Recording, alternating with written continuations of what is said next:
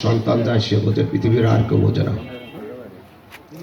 আওয়ামী লীগের এক ছাত্র দলের, গোপালগঞ্জ ছাত্র দলের একটা ছাত্রলীগের একটা ছেলেকে মারিয়ে ফেলায়।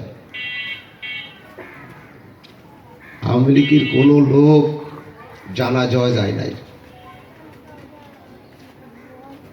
কোনো লোক জানাজায় যায় নাই।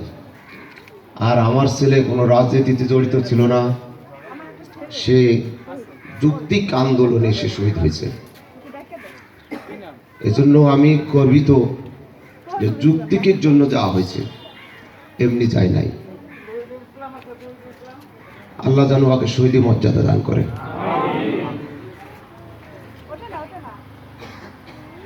গরুর গোশত হিন্দুদের জন্য কি হারাম? যদি গরুর গোশত হিন্দুরা খাইতো তাহলে তো আমারও বাড়তো না। তো ঘটনা হলো কোনটা, যে স্বাদ বোঝে না। আজ আমার ছেলে শহীদ হয়েছে, জামাত কখনো করিনি, জামাতটা পছন্দ করিনি। কেন পছন্দ করিনি? ওরা রাজাকার, ওরা খারাপ, ওরা রক কাটে, ওদের একটা গালি দিতাম আমরা। কিন্তু জামাত ইসলামের প্রতিটা লোক আমার বাসায় আসছে, চোখের পানি ফেলাইছে। জামাত ইসলামের লোক, গোপালগঞ্জে যে জামাত ইসলামের লোক আছে, সমস্ত লোক আমার বাড়িতে গেছে, আমার ছেলের কবর জিয়ারত করছে, চোখের পানি ফেলাইছে এবং আমাকে আর্থিক সহযোগিতা করছে। আমি আওয়ামী লীগ দেখছি, বিএনপিও দেখছি, কেউ কলাম আমাদের বাড়ি আসে নাই। আমি কলাম কোনো দলের সাথে জড়িত না, আমি আওয়ামী লীগের সাথে জড়িত না, কিন্তু আওয়ামী লীগ পছন্দ করি, বাড়ি গোপালগঞ্জ। আমার কথা কেউ রাগ করবেন না।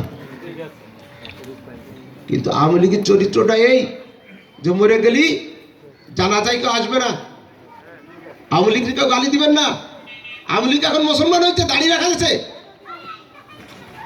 আওয়ামী লীগ এখন মুসলমান হয়েছে, আমার ভাই দিয়া যারা শত শত কোটি টাকার মালিক, তারা এখন মুসলমান হয়েছে, তারা দাঁড়িয়ে রাখা গেছে, তাদের গালি দিবেন না। আল্লাহ যেন ওদের হিদায়াত করে, আল্লাহ যেন ওদের দিনের বুঝ দান করে।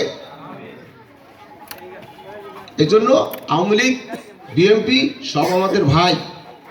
আমার চরিত্র দেখে, আমার আল্লাহ রাসূলের চরিত্র দেখে, আমার আল্লাহ রাসূল একা ছিল মুসলমান, আর সব কাফের বেদাত ছিল। তাই আল্লাহ রাসূলের চরিত্র দেখে যদি মুসলমান হইতে পারে, সাহাবা হইতে পারে, তা জামাত ইসলামের চরিত্র দেখে কেন জামাত ইসলামে আসবে না? তা আমার একটাই কথা, আমরা সবাই ভাই ভাই, সবাই মুসলমান, আমরা ভাই। মানুষ ভুল করে, ভুলের মধ্যে তো কিছু নাই, আছে নাকি?